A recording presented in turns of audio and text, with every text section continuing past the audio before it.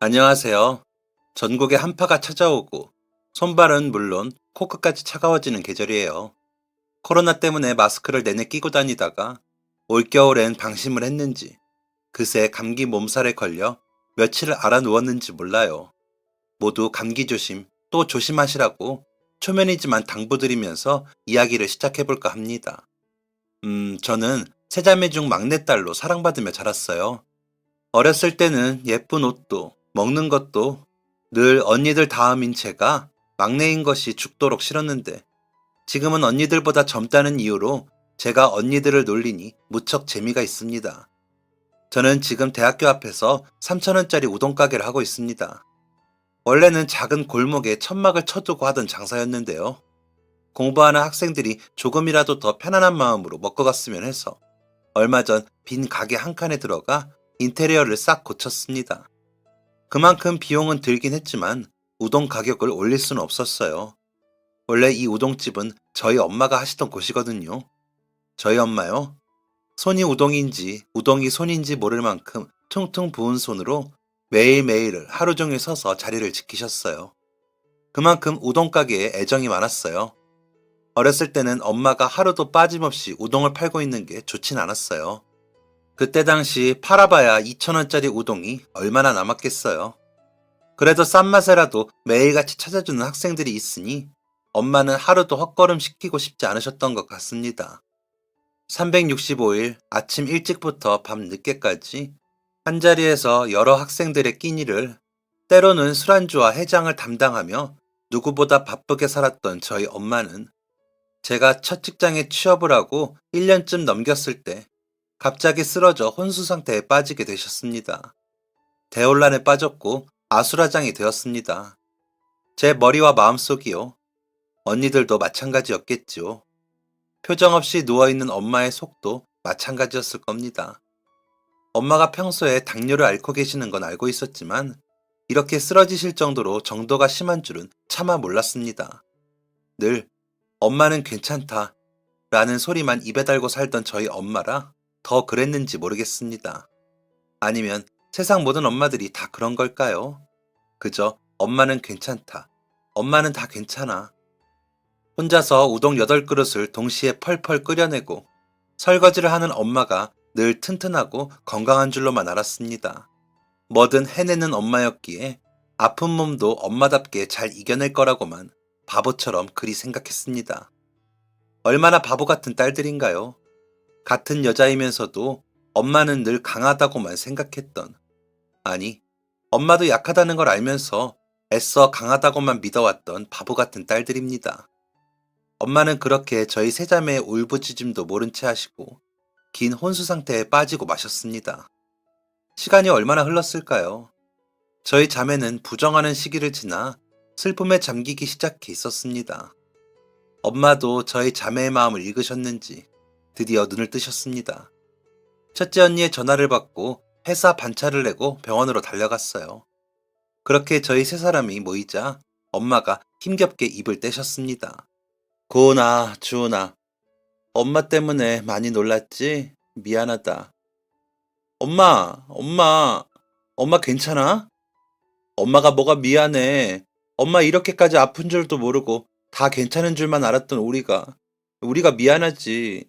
미안해, 엄마. 그리고 그 입에서 나온 엄마의 말씀은 제게 큰 충격을 안겨주었어요. 내가 죽으면 첫째한테 남긴 유언대로 해라. 둘째 언니와 저는 동시에 첫째 언니를 쳐다봤지만 언니의 입은 열리지 않았고 엄마의 유언은 끝내 들을 수 없었습니다. 혜은 언니한테? 엄마는 제 질문에 고개를 끄덕이는 것으로 대답을 대신하셨습니다. 서운했어요. 우리도 엄마의 자식인데 언니한테만 유언을 남기신다는 것이. 왜 나한테는 따로 하고 싶은 말이 없어? 저의 질문에 언니들이 동시에 저를 바라보았어요. 엄마가 위급하신 와중에도 평소 같은 투정이 튀어나와 버린 것이었습니다. 지금 생각해보면 제 이런 성격 때문에라도 엄마가 별다른 말씀을 남기지 않았지 않았나 싶습니다. 엄마는 고개를 끄덕 희미하게 웃어 보이시고는 저와 맞잡은 손에 힘을 주며 말씀하셨어요. 있지, 하고 싶은 말, 사랑한다는 말. 내 딸 주은이 사랑한다. 고은이 혜은이도 사랑해. 나도 사랑해, 엄마. 엄마는 크게 말씀하시거나 소리내어 웃지는 못하셨지만 의식이 돌아오고 하루를 꼬박 저희 자매와 함께 보내셨습니다. 눈을 감고 있는지, 눈을 뜨고 있는지, 소리조차 없는 엄마의 곁에서 밤을 지새우다 둘째 언니의 부름에 잠깐 바람을 쐬러 나갔어요. 둘째 언니는 엄마의 유언을 대충 예상하고 있는 듯 했습니다. 주은아, 엄마한테 너무 서운해 하지 마. 우리한테 말씀 안 하신 건 다 이유가 있을 거야. 내 생각엔 아무래도 혜은 언니한테 집을 남기실 생각이신가 봐. 둘째 고은 언니는 덤덤하게 제게 말했습니다. 덤덤한 말투 뒤로 왠지 모를 날카로움이 느껴졌지만 기분 탓이겠거니 했어요. 엄마의 전 재산은 빌라 한 채. 엄마가 평생 대학교 앞 작은 우동집에서 비가 오나 눈이 오나 악착같이 우동을 팔아 겨우 마련한 집이었습니다. 그 말 뒤로 한참을 다른 대화를 나눴습니다. 그리고 화장실에 잠깐 다녀오겠다던 둘째 언니가 오지 않아 화장실로 찾아갔는데 첫째 언니와 둘째 언니가 나누는 대화가 들려왔습니다. 그래서 엄마 유언이 대체 뭔데? 왜 숨기는 거야? 우리도 딸인데 알아야지. 대체 그게 왜 화가 날 일인데? 지금 우리한테 중요한 건 엄마 아니야? 언니, 다들 뭐 하는 거야? 여기서 왜 싸워? 야, 주은아, 네가 말 좀 해봐. 너 안 서운해? 엄마 유언 우리만 모르는 거. 솔직히 말해봐. 언니, 엄마가 언니한테 집 주신다고 하면 우리가 나누자고 할까봐 일부러 숨기는 거 아니야? 야, 김고은, 무슨 말을 그렇게 해? 엄마가 나한테 집을 왜 주셔? 제발, 제발 그만해. 지금 이게 무슨 어이없는 상황이야. 고은 언니, 내가 아까 언니 말투 이상해도 기분 탓이겠거니 하고 별다른 말 안 했는데 언니는 엄마 저렇게 힘드신데 그깟 집이 중요해? 그리고 까놓고 말해서 혜은 언니한테 주시겠다고 한들 우리가 할 말 있어? 우리 학교 다니고 연애하느라 바쁠 때 엄마 우동집에서 내내 같이 일손 도운 건 혜은 언니였어. 진짜 우리끼리 이러지 말자. 엄마가 우리 둘만 안 사랑해서 유언 따로 안 남긴 건 아니란 거 이제 알았잖아. 그럼 된 거 아니야? 그냥 제발 좀. 우린 마지막 가시는 길까지 곁에서 잘 지켜드리기나 하자. 응? 그래, 언니. 내가 미안해. 막내 말 들어보니 틀린 거 하나도 없네. 내가 잠깐 미쳤었나 봐. 미안해.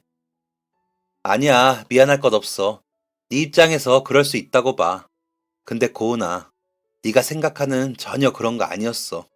엄마 유언, 엄마가 꼭 나중에 이야기하라고 하셔서. 엄마랑 약속해서 지금 너희한테 이야기 못하는 것뿐이지 다른 뜻 있어서 그런 건 아니야. 언니는 덤덤하게 그리고 그동안 보지 못했던 제법 언니다운 모습으로 둘째 언니를 다독여 주었습니다.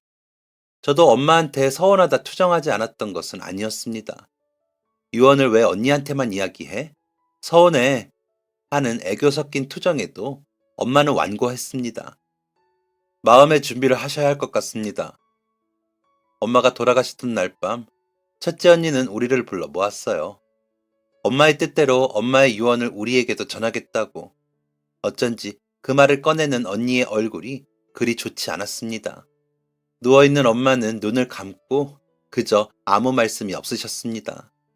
불편하고 무거운 침묵 속에서 한참을 머뭇거리던 첫째 언니가 입을 열었습니다.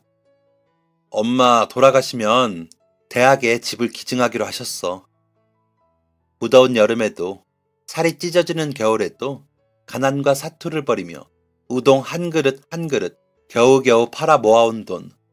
그렇게 힘들게 살아온 엄마 인생의 모든 것이었던 그 집을 아무 연관 없는 대학에 기증하겠다니 저희는 당황할 수밖에 없었습니다. 놀랐지? 너희들 그런 반응은 예상했어. 나도 처음에 엄마 말씀 듣고 많이 놀라고 당황했거든.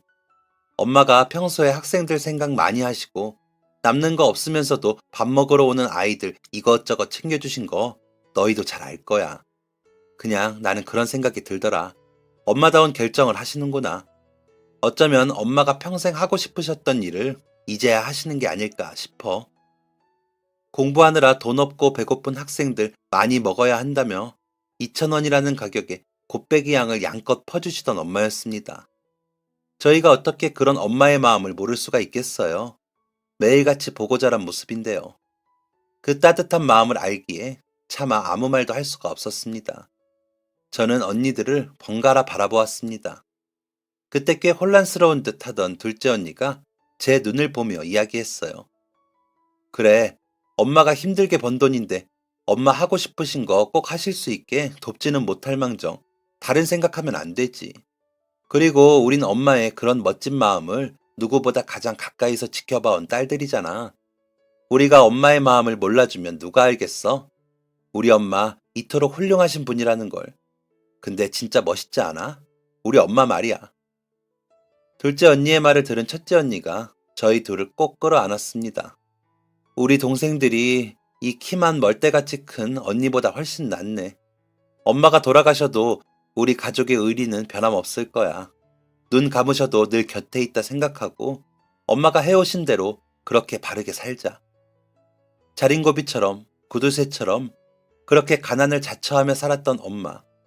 힘들었던 시절부터 살만해진 최근까지도 아끼고 아껴 남에게 해줄 것들을 찾아보던 엄마. 엄마는 늘 흰 쌀밥에 김치만 있으면 진수성찬이라고 하시다가도 저희 자매나 지나가는 이웃 학생들에게는 오색 찬을 챙기고 대접할 만큼 자신보다 남을 먼저 생각하고 베풀고자 했던 그 마음만은 남달랐습니다. 첫째 언니는 알고 있었습니다. 사람의 인생은 배움의 연속이라는 말을 늘 입에 달고 사셨던 엄마의 마음을. 저는 마냥 공부하라는 잔소리로만 생각했었는데 사는 동안 한평생 대학교 근처에도 못 가본 엄마의 눈에는 집안 환경이 어려워 마음 놓고 공부하지 못하는 학생들이 늘 안타깝게 비춰졌던 것이었어요. 누구보다 외롭고 고단했던 당신의 삶 가운데서도 자신이 가진 것을 우리 자매에게 그리고 어려운 이웃들에게 아낌없이 주던 엄마. 엄마의 그 애절하고도 강인했던 사랑으로 저희가 이렇게 잘할 수 있었다는 것을요. 그리고 그 말에 이어 첫째 언니의 입에서 나온 말들은 현실을 부정하고 싶을 만큼 커다란 충격이었습니다. 사실 내가 너희들한테 이 말을 하는 게 말하고 있는 지금도 잘하는 일인진 모르겠어. 엄마가 직접 말씀하실 거라 생각했고 당신이 말하고 싶은 때가 있으시리라 생각했었거든. 왜? 무슨 얘긴데? 엄마가 지금 막내 너보다 훨씬 더 어렸을 때 그 어린 나이에 일자리를 찾아서 서울로 혼자 상경하셨대. 그때 아빠를 만나게 되었고 결혼을 하셨어. 엄마는 그때 세상이 제일 아름다웠다고 했어. 조금만 눈을 돌려도 세상 어디에서나 볼 수 있었던 평범하고 화목한 가족들처럼 엄마도 그런 따뜻한 가족을 꿈꾸셨다고 해. 하지만 엄만 정작 뱃속에 당신을 닮은 아이 한 번을 품어보지 못하고 결혼하고 얼마 안 가 아버지가 이 세상을 떠나신 거야.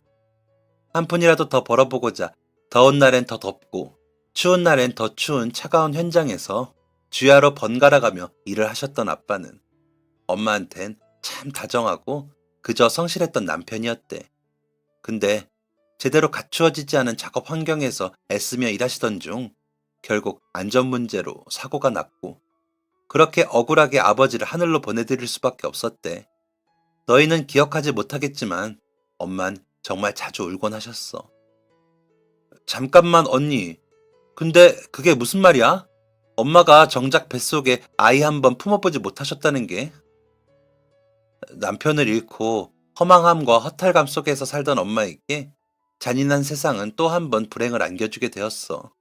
엄마의 가장 친한 친구가 남편과 함께 차를 타고 가다가 교통사고로 돌아가시게 된 거야. 졸지에 친구네 부부가 낳았던 세 자매는 오갈 데 없이 고아원에 맡겨져야 하는 신세가 되었대. 가족을 잃은 슬픔을 누구보다 잘 알고 있었던 엄마는 그렇게 한순간에 부모를 잃고 세상에 덩그러니 놓여진 우리 셋을 그냥 두고 볼 수가 없으셨다고. 언니는 감정이 복받쳐 오르는지 말을 하다 말고 한참 동안 얼굴을 가린 채 숨을 골랐습니다. 도대체 무슨 소리를 하고 있는 건지 하나도 이해가 되지 않았습니다. 옆에서 함께 듣고 있던 둘째 언니도 새하얗게 질린 얼굴을 하고 멍하니 첫째 언니를 바라보기만 했어요. 언니가 다시 입을 열 때까지 고요한 병실에는 엄마의 거친 숨소리만 울려 퍼졌습니다. 엄마는 그렇게 고아원에 맡겨져 올지 안 올지 모르는 새로운 가족을 기다려야 하는 그 몇 년이 어른들에겐 별거 아닌 시간일 수 있지만 아이들한텐 인생에 큰 변화가 있을 수 있는 시간 아니겠냐고 사람들을 설득하고 우리를 입양하신 거야. 그러니까, 그러니까 언니 말은 엄마가 아니라는 거야? 언니, 무슨 말인지 하나도 모르겠어. 우리가 엄마 친딸이 아니라는 거야? 늦게 말해줘서 너무 미안해. 모든 것을 알고 있었던 언니는 미리 말해주지 못해 미안하다는 말뿐이었습니다. 때가 되면 직접 말씀하실 거라 생각해 기다리고 있었다고. 아마 지금 엄마가 말을 할 수 있는 상태였다면 너희들 손을 붙잡고 직접 말씀하셨을 거라고. 엄마가 친엄마가 아니라는 사실을 알게 된 저희 두 사람은 충격에 빠졌습니다. 침대에 누워 곤히 눈을 감고 있는 엄마의 손을 덥석 잡았습니다. 묻고 싶었습니다. 지금이라도 묻고 싶어서 손을 잡았는데 엄마? 엄마! 엄마! 병실에 침묵이 돌아도 반복적으로 들려오던 엄마의 거친 숨소리가 어쩐지 들리지 않았습니다. 손을 잡으면 세게 힘을 주지는 못해도 살며시 맞잡아 주셨었는데 분명히 왜 그래 엄마! 엄마! 일어나 보세요! 언니들도 불이 나게 엄마의 곁으로 와 엄마의 손과 팔을 붙잡았습니다. 흔들흔들 힘주어 흔들지 않아도 엄마의 몸은 저희의 손길을 따라 힘없이 흔들렸습니다. 그래요. 이미 엄마는 숨을 거두신 후였습니다. 저희들의 대화를 엿듣기라도 하셨을까요? 이미 눈을 감으신 엄마의 귀에다 대고 사랑한다고, 많이 사랑한다고 몇 번을 속삭였는지 모르겠습니다. 제발 아직 의식이 남아있어. 저희의 마지막 마음을 꼭 듣고 가시라고. 고맙다고. 이렇게 사랑받고 자란 딸로 키워주셔서 과분한 사랑받으며 자랄 수 있게 해주셔서 감사하다고. 혹여 가시는 길 마음 심란할까 소리도 내지 못하는 울음 사이로 연신 속삭였습니다. 병원 사람들이 병실 문을 열고 들어왔고 엄마는 그렇게 눈을 뜨지 못하신 채 저희와 작별을 하셔야 했습니다. 눈앞에서 분주하게 움직이는 사람들의 모습이 가짜처럼 필름처럼 흐릿하게 번져갔습니다. 그동안 엄마에게 했던 모진 말들과 행동들이 생각났어요. 불과 몇 초 전까지 친엄마라고 한치의 의심도 없었을 때는 미안하고 속상하기만 했던 일들이 친딸도 아닌 아이를 친엄마처럼 참고 키워준 그 마음을 생각하니 미안함을 넘어 내가 인간이 맞았나 하는 자괴감까지 들었습니다. 숨을 거두어버린 엄마의 손을 놓아준다는 것은 정말 힘들었어요. 세상에 쉬운 죽음이라는 건 결코 없겠지만 쉽지 않은 시간이었습니다. 손을 놓지 못하고 엉엉 목 놓아 우는 나를 언니들은 다 이해한다는 듯 안아주었습니다. 엄마, 내 말 들려? 엄마, 우리 보고 있어, 지금? 곤히 눈을 감은 엄마의 얼굴에서 벌써 가물가물한 그 목소리가 들려올 것만 같았어요. 그래, 뭐하러 울어. 울지 마라. 다 보고 있다. 잘 들린다. 저희 자매는 엄마의 뜻을 따르기로 했습니다. 첫째 언니도 둘째 언니도 그리고 저도 어느 누구 하나 넉넉하지는 못한 삶을 살고 있었지만 엄마에게서 남부럽지 않은 사랑을 받았기 때문에 못난 욕심은 부리지 않기로 했습니다. 그렇게 넘치는 사랑을 받은 저희가 감히 죽는 날까지 이루고자 했던 당신의 뜻을 꺾을 순 없었어요. 그저 애틋하고 또 애틋했습니다. 엄마가 이루고자 했던 꿈을 이루어드리는 것이 엄마를 제대로 기리는 일이고 또 그리워하는 올바른 방법이라고 생각했어요. 저희 세자매는 한마음으로 재산 상속 포기각서를 썼습니다. 언니는 엄마의 유언을 정리해 두었던 종이 한 장을 꺼냈어요. 엄마가 세상을 떠나며 기증하기로 마음먹은 것은 집뿐만이 아니었습니다. 자신의 시신까지도 의과 학생들의 교육용으로 기증하고자 하셨어요. 이루고자 하는 것들을 다 이루어드리고자 마음먹었었지만 막상 엄마의 시신까지 그렇게 해드려야만 한다는 것이 정말 힘들었습니다. 하지만 생각을 고쳐먹어야 했어요. 늘 받기만 했던 저희가 엄마를 위해 진정 마지막으로 해줄 수 있는 것은 그것들 뿐이었으니까요. 그렇게 엄마는 모든 것을 나눠주고 세상을 떠나셨습니다. 작은 것부터 늘 나누고 베풀기에 바빴던 당신의 인생은 대체 어떤 인생이었을까요? 풍요롭지 않았고 마음 한편으로 늘 누군가를 그리워하면서 일부러 더 바쁘게 살았던 엄마의 삶. 하지만 따끈한 우동 한 그릇 같은 엄마의 온기는 저희 자매뿐만 아니라 세상을 따뜻하게 품어주고 있었습니다. 그래서 세상 사람들을 다 불러두고 이야기하고 싶었어요. 누구보다 힘들고 고단했던 시간들을 뒤로 한 채 좌절하고 망가지는 길보다 더 많이 베풀고 나누며 살고자 했던 엄마의 아름다웠던 그 삶을 지나가는 사람 붙잡고 이야기하고 싶었어요. 한 명이라도 엄마의 삶을 더 알아주었으면 해서. 그 애틋하고 간절했던 엄마의 마음을 들려주고 싶었어요. 엄마의 장례식은 그런 마음을 가진 사람들로 가득했습니다. 너도 나도 할 것 없이 엄마에게 고마웠던 이야기를 가슴속에 하나씩은 품고 있는 사람들이었어요. 약속이나 한 듯이 한데 모여 앉아 엄마에게 받았던 따뜻한 마음에 대해 이야기를 나누는 사람들. 정말 말도 안 되지만 혹시나 엄마가 그 자리에 함께 있다면, 그래서 이 모든 이야기들을 듣고 있다면 한 토시도 빠짐없이 모든 이야기를 다 듣고 가실 수 있기를 간절히 빌었습니다. 가만 봐. 누구냐? 혜은이냐? 엄마의 친구분이라던 한 남자분이 저를 붙들고 물으셨습니다. 장례식장을 들어설 때부터 유독 눈가가 촉촉하게 젖어있던 분이셨어요. 저는 주은입니다. 저희 첫째 언니가 혜은, 둘째 언니가 고은, 저는 셋째입니다. 아이고, 그 꼬마 녀석이 벌써 이렇게 컸다고? 맞이인 줄 알았는데 고생이 많지? 너희들 밥은 챙겨 먹었냐? 네, 어르신. 국 좀 더 드릴까요? 아냐, 내버려둬. 아휴, 너희 엄마가 참 잘 키워놨네, 애들을. 처음 봤을 때 토끼 같던 녀석들이 이렇게 쑥 자라서 그렇게 갖고 싶다고 울부짖던 가족을 덥석 갔더니 뭐가 급해서 더 누리지도 못하고 이렇게 먼저 가는지. 나이 먹고 애들 다 크거든 같이 느지막이 못다한 공부나 하자고 약속까지 해놓고 이제 나는 누구랑 공부하라고 이렇게 먼저 가버리나. 글쎄, 똑똑하고 야무진 사람이었다 너희 엄마. 내 여태껏 너희 엄마를 싫어하거나 미워하는 사람은 단 한 명도 보지 못했어. 그 정도로 사람들한테 늘 잘하고 참 진실된 사람이었지. 너희 엄마가 늘 입에 달고 살던 말이 무언 줄 아냐? 우리 딸들은, 내 새끼들은 더 넓은 세상에서 더 많은 걸 배우면서 살았으면 하는 거. 가족이라는 따뜻한 울타리 안에서 마음껏 사랑받고 받았던 사랑을 세상에 나아가 또 다른 사람들에게 충분히 베풀 줄 아는 사람이 되었으면 하는 거. 딸들이 돈 잘 벌고 머리가 똑똑해 공부 잘하고 이런 것에는 관심도 없었어. 그저 세상을 행복하고 따뜻하게 사는 방법이 무엇인지를 깨달을 줄 아는 사람이 되기만을 바랐지.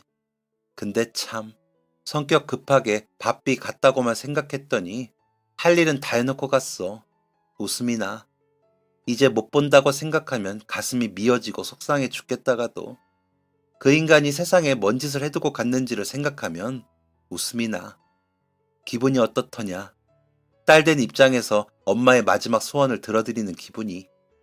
엄마의 이름으로 큰 대학교에 장학금을 전달하고 늘 고았던 그 사람의 육신을 그리 보내드린 것이 너희들 눈에도 보이느냐? 저쪽 어디 높은 곳에서 우리를 내려다보고 있는 그 사람이 가슴 벅차오르는 표정으로 사슴 같은 두 눈에 눈물을 그렁그렁 달고는 고맙다고 기쁘다고 활짝 웃고 있는 그 표정이 보여? 혹여 너희들이 나만큼 너희 엄마를 알지 못해 엄마가 기뻐하고 있다는 걸 못 알아볼까봐 대신 이야기해주는 것이다. 너희 세자매는 힘들어도 힘든 것이 아니야. 누구보다 행복한 얼굴로 너희를 지켜보고 있는 엄마를 생각해라. 지금 이 순간 꿈을 이루고 가장 행복해하는 것은 바로 그 사람이니까. 긴 이야기를 나누던 어르신과 저의 주변으로 어느덧 하나 둘 엄마를 그리는 분들이 모여들었고 장례식장에는 고요한 눈물이 번져갔습니다. 모두가 엄마를 알기에, 그 진실된 마음과 뜻을 알기에 어르신이 하는 모든 말들에 공감하는 듯한 표정이었어요. 저와 언니들 또한 마찬가지였습니다. 어르신이 하시는 말씀마다 엄마의 얼굴이 자연스레 떠올랐거든요. 진짜 여긴 다 저 같은 분들만 모여있나 봐요. 훌쩍이는 소리들 가운데 젊은 여자 한 분이 조심스레 손을 들고 말을 이었습니다. 저는 사장님께서 하시던 우동집에 자주 가던 학생이었어요. 한 그릇에 1,500원 하던 시절부터 그 우동집을 드나들었으니 아주 오래전 일이에요. 비싼 우동은 먹어본 적이 없어서 그랬나 모르겠어요. 세상에서 제일 맛있는 음식이 사장님이 뜨겁게 팔팔 끓여준 그 우동이었거든요. 제가 하도 자주 가니 제 얼굴을 기억하시고는 몰래 만두를 구워주시고 주머니에 책가방에 과자를 몰래 넣어주시고 하셨었는데 대학교 졸업하던 때 제가 울면서 그랬거든요. 사장님, 저 이제 졸업해서 여기 못 와요. 그랬더니 그 따뜻하고 두툼한 손으로 제 뺨을 어루만져 주시면서 학생아, 춥지? 우선 따뜻한 국물 먼저 먹어라. 나도 딸 같은 너 졸업한다니 서운은 하다. 그래도 일이 잘 커서 졸업한다니 그동안 우동 끓여 먹인 보람이 있다. 자랑스럽다. 좋은 대학 나와 멋지게 꿈을 향해 걸어라. 나는 앞으로 10년이고 20년이고 이 자리에서 똑같이 우동 팔고 있을 테니 살다가 힘들고 지칠 때 꼭 찾아와라. 다른 건 못해줘도 네가 그리 좋아하던 우동 내 실컷 끓여줄게. 졸업을 하고 취업을 준비하면서도 그 말씀이 잊혀지지가 않아서 조금만 더 노력하자. 어떻게 해서든 이 학교로 발령을 받자 하고 나니 10년이 흘렀어요. 10년 뒤에도 20년 뒤에도 진짜 자리에 계실 줄 알았는데 이제야 다시 예전처럼 얼굴 뵐 수 있게 되었는데 이렇게 가셔서 가슴이 너무 아프지만 마지막 가시는 길이라도 꼭 말씀드리고 싶어서 왔거든요. 하루도 빠짐없이 늘 따뜻하고 맛있었다고. 우동 맛도 우동 맛인데 속상하고 힘들 때마다 멀리 계시는 엄마처럼 챙겨주시던 말씀 하나하나가 정말 많이 따뜻했다고. 그 후로도 몇 번을 더 어머니께 도움을 받았던 인생에서 저희 엄마에 대한 기억이 또렷한 분들의 이야기들이 터져나왔고 저희 자매는 숨길 수 없는 눈물을 계속 닦아내며 이야기를 들어드렸습니다. 많은 분들의 이야기를 들으면서 제 마음속에 엄마에 대한 존경심은 더욱더 커졌습니다. 엄마가 좋은 분이라는 건 꺼지지 않는 난로처럼 항상 따뜻한 분이었다는 건 알고 있었지만 처음 보는 남들의 이야기까지 이렇게 들으니 대체 어떤 삶을 살다가 가신 건지 감히 가늠할 수조차 없더라고요. 많은 사람들의 품에 안겨 있었던 오래되었지만 따뜻한 이야기들을 들으며 어머니의 장례식은 그렇게 마무리되었습니다. 이제는 정말 가슴속에 꼭 끌어안고 살아야 하겠지요.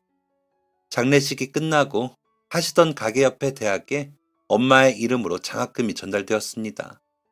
빌라 한 채를 정리하고 나니 2억 조금 넘는 금액이었어요. 장례식도 장학금 전달도 잘 마무리되었지만 제 마음은 왠지 정리되지 않는 기분이었습니다. 여러 가지로 혼란스럽다가 일어난 일이기도 했고 계속해서 엄마 생각이나 잠을 이룰 수가 없었어요. 너무 보고 싶고 그리웠거든요. 솔직히 돌아가셨다는 것을, 이제 다시 볼 수 없다는 것을 인정하기가 너무 힘들었습니다. 언니들 앞에서는 내색하지 못했어요. 다들 각자의 삶을 살면서 어떻게든 잘 이겨내려고 하고 있을 텐데 제가 힘든 이야기를 하면 애써 꿋꿋하게 참고 있는 언니들까지 무너져 내려 힘들어할까봐. 그래서 저는 언니들 몰래 혼자 엄마를 찾아가기로 했습니다. 꽃을 사갈까? 근데 엄마가 무슨 꽃을 좋아했는지 모르겠더군요. 정말 바보 같았어요. 꽃집에서 한참을 고민하다 문득 어렸을 때 엄마와 언니들과 함께 해바라기 꽃밭에서 사진을 찍었던 기억이 났습니다. 해바라기도 있나요? 아니요, 지금 해바라기는 없어요. 아, 죄송해요. 그럼 저 다음에 올게요. 급하게 발걸음을 돌려 해바라기가 있는 꽃집을 찾아다녔습니다. 4번 정도 허탕을 치고 나니 해바라기가 있는 꽃집을 만날 수가 있었어요. 수수한 색상의 포장지로 예쁘게 포장을 하고 집으로 돌아가 앨범을 뒤져 함께 찍었던 그 사진을 찾아냈어요. 다시 엄마에게로 가는 길. 꽃을 사기 전까지만 해도 슬픔으로만 가득했던 제 마음이 조금 들뜨기 시작했습니다. 정말 이상한 기분이었어요. 들뜨는 마음이라니. 납골당에 도착해 엄마 앞에 서니 그제야 제 마음이 왜 그랬는지 알 것 같았습니다. 그냥 엄마를 보러 간다는 생각에 빨리 엄마를 보러 가야지 하는 마음에 그랬던 것. 그 이상도 이하도 아니더군요. 가져온 해바라기 꽃과 사진을 엄마 앞에 놓아드리고 한참을 가만히 서 있었습니다. 엄마한테 묻고 싶었던 질문 하나가 있었지만 입 밖으로 꺼낼 수가 없었어요. 약속이라도 한 듯 언니들을 만나게 되었거든요.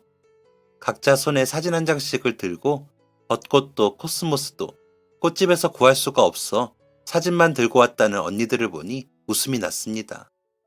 손에 들린 사진 속에는 배경만 바뀌었지 늘 같은 옷, 같은 표정을 하고 있는 엄마는 변함이 없었어요.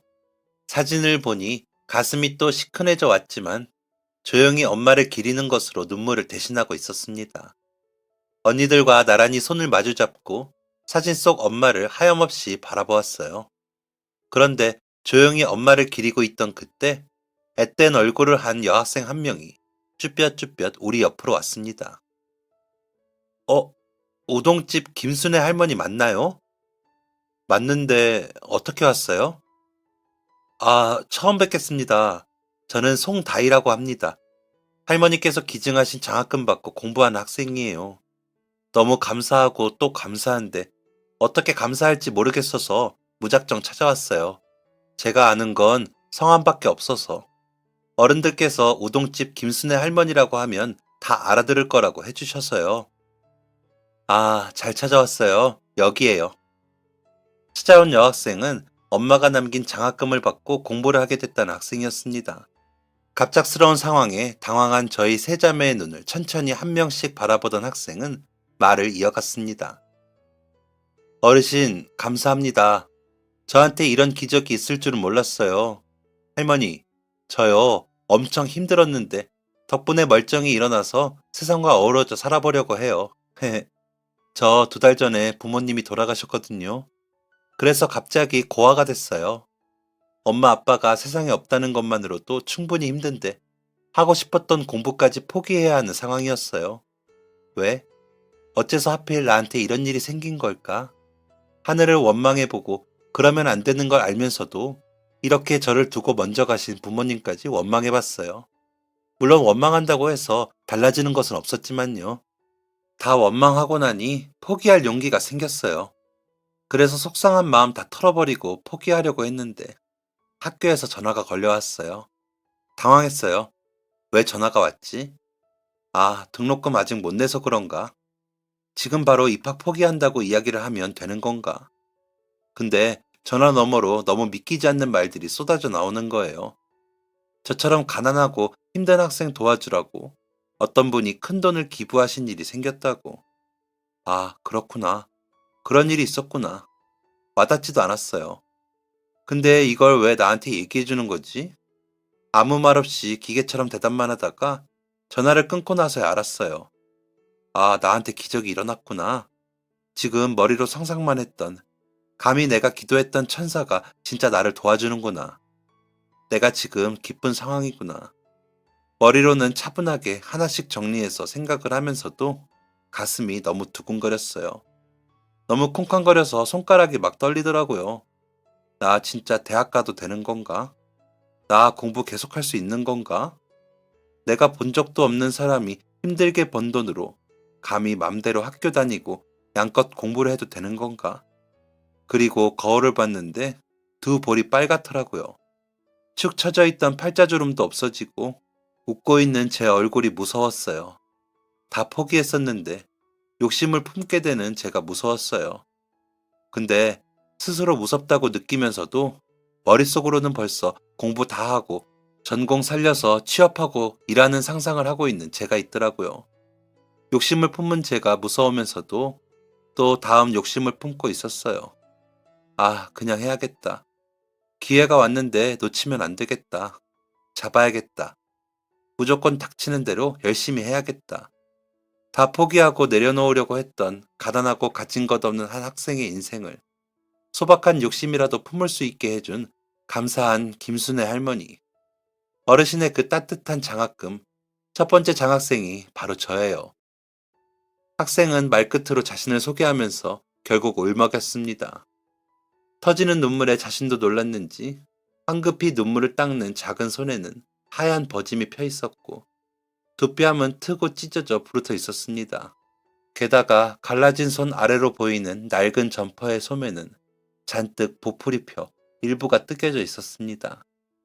엄마에게 보여주려 인화해온 사진 속 제가 입고 있던 점퍼가 겹쳐 보였어요. 첫째 언니, 둘째 언니 다 입고 나서야 뒤늦게 물려받았던 그 점퍼. 터진 소매를 몇 번이나 바늘로 꿰매고 꿰매 누더기가 된 그 부분을 숨기려고 손가락 아래로 감추었던 지난날. 그때 제 모습과 겹쳐 보이는 그 학생을 보며 왜 굳이 힘들게 모으신 돈을 학교에 기증하시는 것이 마지막 소원이 되셨던 건지 엄마의 뜻을 그제야 제대로 알게 되었습니다. 이걸 직접 깨닫지 못하고 혹시나 여기 와서 여쭈어보면 대답을 들을 수 있을까 하며 마음속에 질문으로 품고 달려온 제가 한심했습니다. 엄마는 늘 한결같은 마음으로 나처럼 불쌍한 아이들을 그저 돕고 싶으셨던 것이었습니다. 흐르는 눈물이 주체가 되지 않는지 연신 맨손으로 닦아내는 그 학생에게 가방에서 손수건을 꺼내 건넸습니다. 멈칫하면서 망설이다 받아드는 그 작은 손마저도 어린 날의 제 모습, 아니 저와 언니들의 모습 같았습니다. 열심히 공부하고 성공해서 저도 꼭 할머니처럼 될 거예요. 세상에 가난하고 싶어서 가난한 사람은 없잖아요. 억울하지 않은 사람도 없고 조금이라도 덜 억울한 마음으로 한 명이라도 더 공부할 수 있게 저도 저 같은 사람을 도울 수 있는 사람이 될 거예요. 김순애 할머니 앞에서 꼭 약속드리고 싶어서 그래서 찾아왔어요. 저 잘하는 모습 지켜봐 달라고. 힘들게 벌어 모으신 돈 헛된 곳에 썼다는 생각 들지 않으시게끔. 저를 비롯해서 앞으로도 많은 학생들이 절망 속에서 구원될 거라고. 혹여 저와 같은 생각을 하지 않는 사람들이 있다고 하더라도 저처럼 구원받은 기분으로 하루하루를 살아갈 학생들도 있다는 걸 꼭 알려드리고 싶었어요. 받지 않고 처음 결심대로 포기할까 하는 고민도 많이 했어요. 대학에 간다고 달라지는 건 없다고 생각이 들기도 했거든요. 근데 그렇게 생각하지 않으려고요. 어르신은 분명 그런 생각 같은 건 하지 않고 살아오셨을 것 같아서. 달라지는 건 없다.